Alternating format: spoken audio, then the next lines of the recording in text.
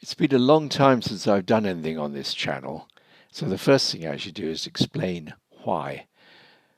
Okay, for the last year, we've been very busy with, catching COVID and all that sort of thing, and various ailments. But the other big thing is that I've been struggling to lay out a relatively complex book using Quart Express software. And I've made so many mistakes and had to redo it again and again and again that it has kept me very busy until this month, when at last the book has gone to the printers. The other thing I wanted to explain is that don't say, oh, yippee, another book by Ramsey Dukes, because this is not a book by Ramsey Dukes. The book is called The Hellgate Chronicles, and it's by the Honourable Hugo C. St. John Lestrange, not Ramsey Dukes. It was prepared with a fairly sort of limited audience in mind, or readership in mind, and that is the veterans of the British occult, magic, pagan scene in the 1980s. People who largely read a magazine produced in London by Zachary Cox called Aquarian Arrow, later shortened just to Arrow. And it contained a regular column called The Satanist Diary by the Honourable Hugo C. St. John Lestrange. So, as a quarterly column, I realized that as a publisher, it wasn't going to be very good just put together into an ordinary book. It would be far too repetitive and too much relating to current affairs from 30 years ago or more. And so, how was I going to lay it out? And I decided the thing to do was to lay it out as a sort of a coffee table book, with illustrations and in several columns, and with a great big contents list at the beginning, so that it would be a book that you could just sort of, contents page, with the dates and the things in it.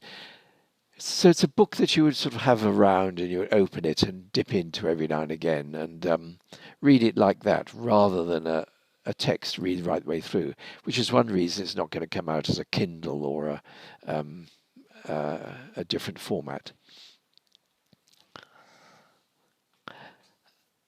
Because it was really aimed for people who knew what it was about, I didn't put any explanation at the beginning.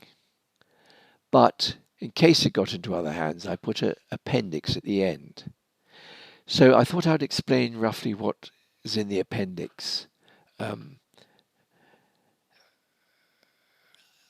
It explains how the 1950s was a time that was very skeptical about anything occult or magical.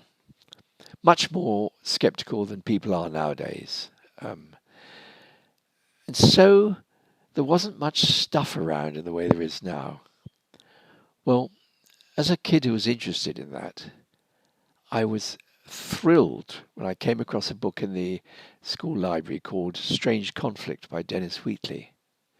Because here was a sort of classic schoolboy thriller, with guns and evil people and car chases and, above all, Nazis in it, But it also had astral projection, banishing rituals, and evil Satanists. Wow, it was so exciting. I loved it. And I got very fond of Dennis Wheatley's stories. Of course, when it came to the 60s and I was growing up, I realized it was all really rather silly. As did everyone, because towards the end of the 60s, the magicians and occultists were coming out of the woodwork. And so witches were actually being interviewed by the media. And there was this sort of standard line that they all said, of course, this has got nothing to do with that Dennis Wheatley nonsense. And they were quite right. It didn't have. But towards the end of the 70s, I was talking to my friend Christopher McIntosh, and we were saying, it's a pity really, because that Dennis Wheatley nonsense was rather good fun, wasn't it? And so we hit on the idea of how about writing a column as though it was two Dennis Wheatley type Satanists talking to each other, and in a learned way. And Christopher came up with wonderful names, Hugo Lestrange and Sigismund Galgenspiel, because in the Dennis Wheatley books, from what I remember, two distinct types of Satanists. One would be the incredibly corrupt English lord living in a manor house, and the other would be the utterly evil ex concentration camp Nazi scientist. And so these two characters were written into it. And the magazine Aquarian Arrow agreed to host the series. And so that's how it happened. So what it is a work of satire, sending up absolutely everything. I mean, it sends up serious occultism, with one thing that people love very much, which was the manifesto of the OTTO. The OTTO is the Order of Over-the-Top Occultists. And it begins like this. The manifesto of the OTTO. The age of Aquarius is aborted. What happened to the occult loonies? The hairy megathelamites of the late 60s. Where are they now? And it goes on. Over-the-top occultism is dead. Long live over-the-top occultism. And then later on it says, all these truths were revealed to Soror Ahadabadtrip by direct telepathic transmission from a proto-human intelligence called IT, which by all the standards, under circumstances which by all the standards of bourgeois morality were nothing short of extraordinary. And then it's even got its sort of send up of the Book of the Law. Liber flatus in balneo vel feces in oculo. 1. Splat, the manifestation of it. 2. Every man and every woman is a sucker, there is no difference. Vive la différence. 3. Isis was in crisis. Horus began to bore us. Ma'at is a ready old heart. Therefore am I come with force and fire and fallout to proclaim the aeon of Ka Pet, and so on. Another thing that was around in the 80s was the New Age, which was looked upon as being a sort of money-making project by the standards of the occultists of the day. And so you have things like review of a wallet called the Count Yamani healing wallet. And it says sort of in so many terms, we love money, we need money. But of course, you wouldn't want to be handling notes which had been in the hands of nasty, grasping people. So the Count Yamani healing wallet is lined with crushed quartz, so that if you have notes that are been in the hands of nasty, crooked people, the bad vibrations will be healed from them, and then you can use them because they'll be pure and clean. So that's sort of nonsense, you see. It satirizes a lot of the current affairs of the day, political events. For instance, the sort of liberal leftish people who read this were outraged by the Americans bombing Tripoli.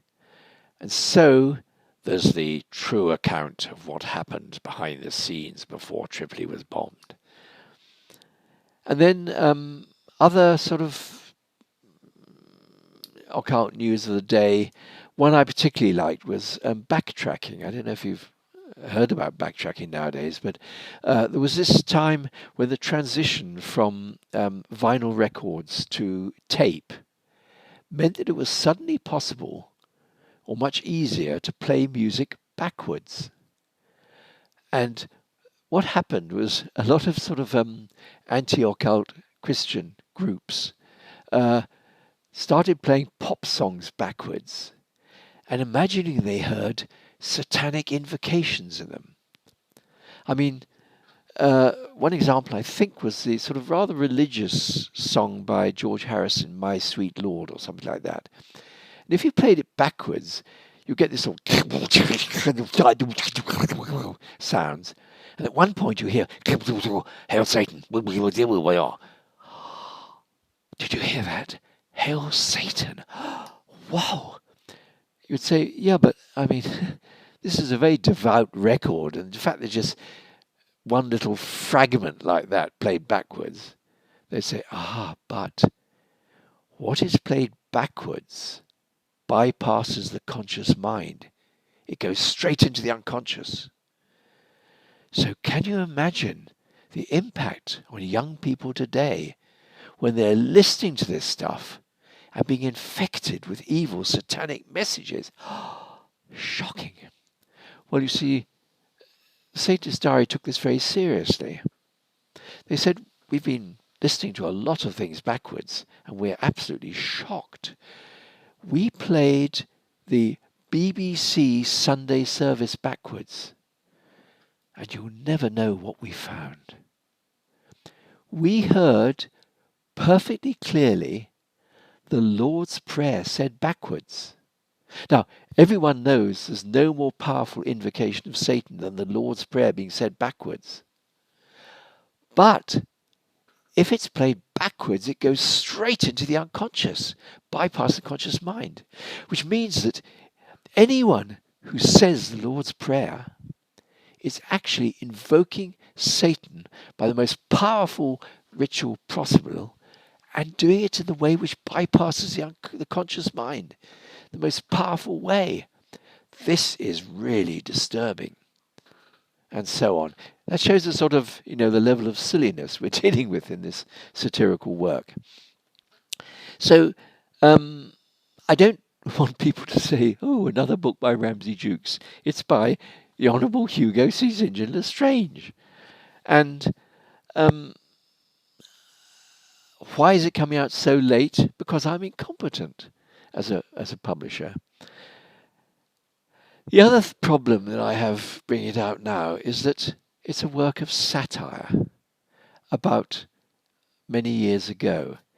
And people's attitude to satire has changed a lot. Basically, you could say it's a book of fake news. It says a lot of things very authoritatively, which are simply not true, but are meant to be funny. And it's incredibly bad taste at times. So, do I really want to be encouraging people to read a book of fake news and bad taste, thinking it might be by Ramsey Dukes? The answer is no. It's by Hugo Lestrange. And it's a rather expensive, heavily illustrated coffee table book.